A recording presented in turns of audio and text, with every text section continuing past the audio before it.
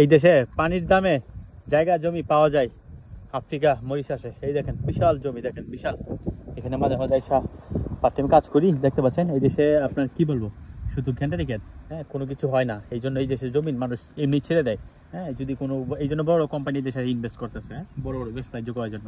তো এই দেখেন বিশাল বড় জমি, বিশাল।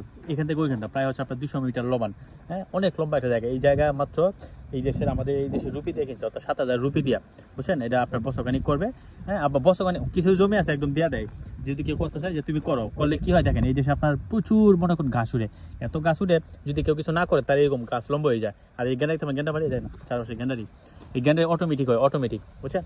তো গ্যান্ডারি না হলেও যেরকম গাছ আছে লম্বা লম্বা পুরো জঙ্গল হয়ে যায়। তো কেউ যদি করে, এটা পরিচর্যা থাকে, ঠিক থাকে, হ্যাঁ, মাটির একটা যে আপনার খাদ্য সামগ্রী বা যে সার সেটা পায়, তো জমি ঠিক থাকে। এই জন্য অনেকে ফ্রিতে দেওয়া যায় যে তুমি করো, তোমার, হ্যাঁ, ঠিক আছে করো, আমার কিছু কুশলি দিও না, দেয় নাই। তো এরকম অ্যাভেলেবল দেখেন, আসলে দেখেন সব জমি। আর এই জমির উঁচা নিচা, এই যে এখান থেকে এখানে মনে করেন তিনি আপনার শশা লাগিয়েছে, তো এরকম প্রায় জমিতে, বুঝছেন। এই দেশে অধিকাংশ লোকেরা হচ্ছে আপনার চাকরি করে, ব্যবসা করে, তো বড় বড় এগুলো ছেড়ে দেয়। তো এগুলো একটু আপনার গ্রাম সাইডে, এই যে দেখেন, এই দেশে যারা আমার বাংলাদেশে ব্যবসা করতে পারে, কৃষি ব্যবসা তো অনেক অবদান। এই দেশে মানুষ কিচ্ছু করে না, বুঝছেন, মানে কৃষি কাজে ব্যবসা এই দেশে কোনো কিছু হয় না, হ্যাঁ। সব আপনার ইন্ডিয়া, সাউথ আফ্রিকা থেকে আমদানি রপ্তানি করে, খাবার টাবার যত যা আছে এই দেশে সব এরকম মনে করেন। দেখেন এই যে পাথর, কি করবেন বলেন, এত কষ্টের, হ্যাঁ, হাত দিয়ে কোনো কিছু হয়। দেখেন পাথর, দেখেন আমাদের বাংলাদেশে মাটির চাক্কা বের হয়, আর এই দেশে পাথর, দেখেন পাথরের চাক্কা, বুঝছেন। এই মেশিন আছে, বড় মেশিন, এই মেশিন দিয়ে আপনার মনে করেন যে এই প্রায় আপনার 7 থেকে 8,000 টাকা লাগে এগুলো খুঁড়তে। এরপরে যত কাজ আছে অধিকাংশ মেশিন দিয়ে হাত দেয় না। বাংলাদেশ সময় তো কোনো কথা নেই, এই জন্য অনেক কিছু হয় না। এই সব কিছু আমদানি রপ্তানি সব কিছু করে। কিছু কিছু গ্রিন ফার্ম আছে, টমেটো, শসা, তারপরে ভালো ভালো যে দামি সবজিগুলো এগুলো চাষ করে। এগুলো মনে করেন পাউন্ড হচ্ছে আপনার 100 থেকে 200 টাকা, মানে বাংলা আধা কেজি বাংলা টাকায় 300 থেকে 350 টাকা শুধু কেজি পড়ে। এমন এক সময় আসে, টমেটো আছে না, টমেটো মনে করেন যে আপনার মানে আধা কেজি 200 থেকে 800 টাকা হয়ে যায়, বাংলা 500 টাকা আধা কেজি। আর 1 কেজি গেলে কত চিন্তা করেন, মরিচ দাম এরকম হয়ে যায়। তো এই জন্য কিছু হয় না, এই জন্য এই দেশের মাটি মানে আপনার এই জমিন সস্তা, যে কিছু করতে পারে। তো আমাদের অনেক বাংলাদেশি ভাইরা আছে যারা কোম্পানিতে কাজ করে, তারা নিজের মতো করে কোনো জায়গায় জমি নিয়ে কাজ করতেছে, হ্যাঁ, শাকসবজি এগুলো ব্যস্ত আছে। তো এই জন্য সরকারও অনেক সুযোগ সুবিধা দেয়, ভর্তুকি দেয়, যাতে এই দেশে মানে কৃষকরা যাতে আপনার মানে উৎসাহ করে। তো এই দেশে সব মনে করেন যে কিছু কিছু আছে সব গ্রিন ফার্ম, হ্যাঁ, কিন্তু এই জমি অধিকাংশ করে না, কিছু কিছু লোক করে, তাও আবার কয়েক বছর করে ছেড়ে দেয়। তো এই দেখেন, হ্যাঁ, কত লম্বা লম্বা, দেখেন পাথর আর পাথর, দেখেন পাথর। তো এই দেশে কেমনি কি করবে, এই জন্য মানুষ মনে করেন যে আপনার মানে জমিন ফালা রাখে, কেউ কিছু করে না। এই ধরেন এই একটা জমি পড়েছে, দেন গাছ দেখেন, এই যে এটা একজন নেওয়াতে কত সুন্দর একটা সিস্টেমে আছে, তাই না। উনি করবে আবার রিপ্লেস করবে, দেখেন এই জমিটা কিছু করে নাই, পড়েছে কয়েক বছর ধরে, হ্যাঁ।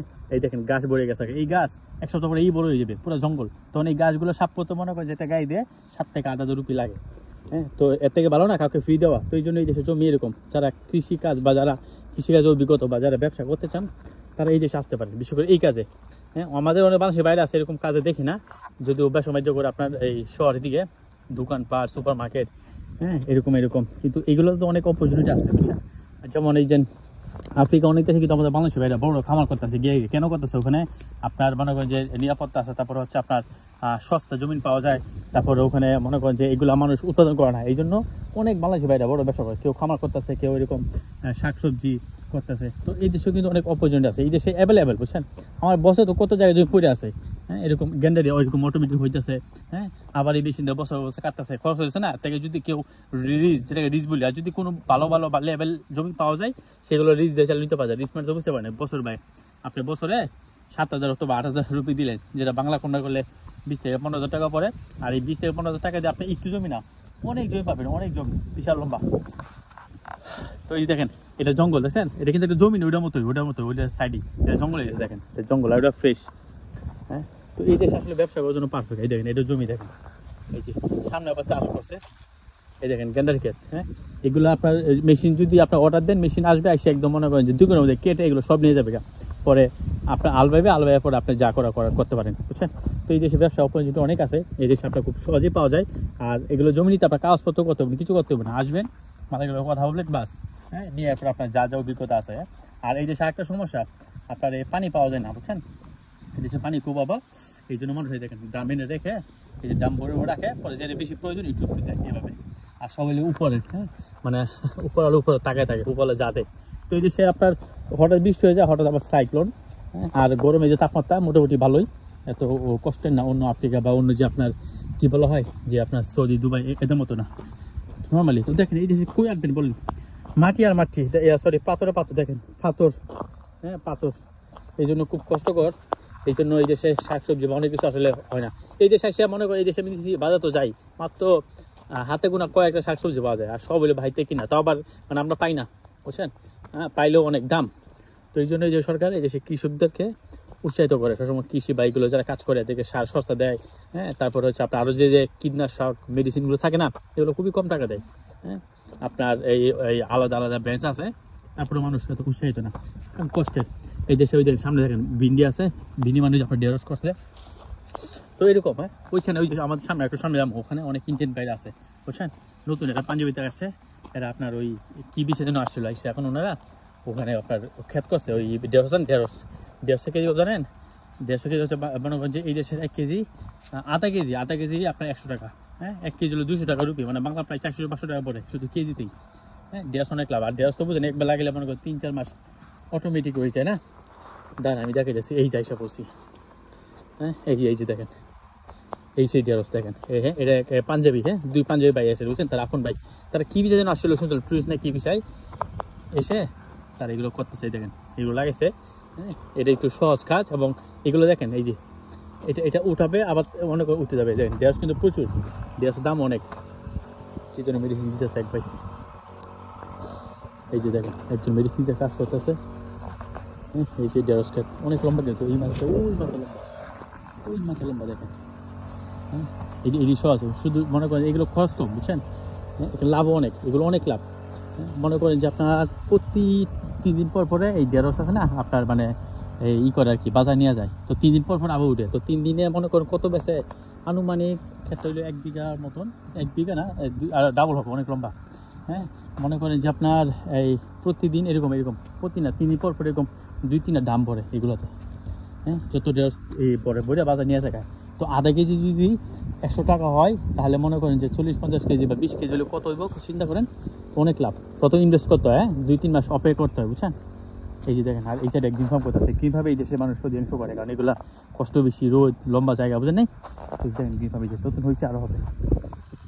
এই যে দেখেন, তো এই দেশে ব্যবসা করার জন্য একদম বুঝছেন পারফেক্ট মনে করি। আমাদের অনেক বাংলাদেশের যারা সিস্টেম বুঝে তারা অনেক ব্যবসা করতেছে, ব্যবসা যে যত ব্যবসা করতেছে সবাই সাকসেস।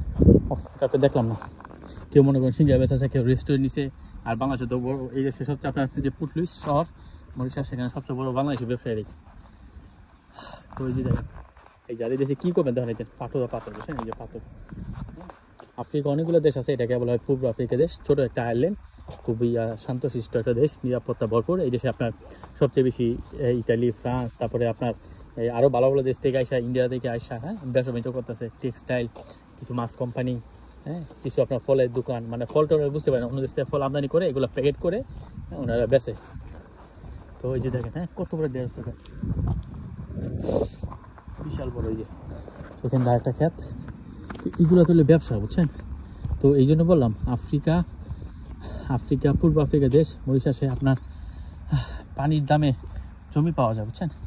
এগুলো যদি আপনি নিতে চান, এগুলো তো মনে করছেন রানিং ক্ষেত, হ্যাঁ আপনার 7 থেকে 8 হাজার রুপি লাগবে, বুঝছেন, বছরে। হ্যাঁ, আর অন্য অন্য জায়গায় তো একদম সস্তা। এই দেখেন, এই যে এক পাশে জঙ্গল, এক পাশে ক্ষেত, দেখেন এগুলো কিন্তু খেতে সমানে, কেউ কিছু করে নাই, ফালা আছে বছর। এই জন্য আর এই যে জঙ্গল হওয়া মানে মনে করেন যে এইগুলো গাছ আর হচ্ছে গেন্ডারি ক্ষেত, হ্যাঁ অটোমেটিক হবে, কিছু করতে হয় না। এই দেখেন, আর রাস্তা হাঁটতেছি, পাথর। তো ভবিষ্যতে আমার ইচ্ছা আছে এখানে ব্যবসা বাণিজ্য করা, এখানে হ্যাঁ দেশে গিয়ে ছুটিতে এসে পরে কিছু করবে, বিশাল কিছু করব। কারণ আমাদের বাংলাদেশে তো মনে করেন যে ব্যবসা করা যায়, কিন্তু ওই দুর্নীতি, তারপরে কিছু সিস্টেম খারাপ, হ্যাঁ মনে করেন যে জীবন নিরাপত্তা নাই, হ্যাঁ চাঁদা দিতে হবে, আরও কত কিছু। একটাই বরং ভালো না বিদেশে থাকি, আমার থাকার বিনিময়ে ফ্যামিলি ভালো থাকবে, নিজের লাইফটা সেফ থাকবে, আর যদি ভাগ্য ভালো থাকে জীবনে বড় কিছু হইতে পারবো। তো দেখেন, এই যে দেখেন এই বিশাল বড় করছে, এগুলো তো আবার এই দেশের নাগরিক না, দেখছেন। হ্যাঁ, কত জায়গায় পড়েছে, এই বিশাল বড় জায়গাটা করছে আবার ইন্ডিয়ান 2 পাঞ্জাবি ব্যবসায়ী, বুঝছেন, তারা এসে করতেছে। হ্যাঁ, সম্ভবত অন্য কোনো ব্যবসা করতেছে, দেখেন এই যে 3 দিন পর উঠাবে আর বাজারে বেচবে।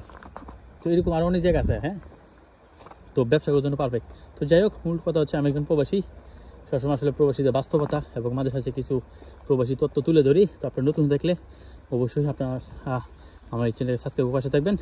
তো ভালো থাকবেন সবাই, খোদা হাফেজ। আর আমার এই ব্লগটা কেমন ছিল, আর এরকম ব্লগ পেতে আরও কী টাইপের ভিডিও চান অবশ্যই জানবেন কমেন্ট করে। খোদা হাফেজ।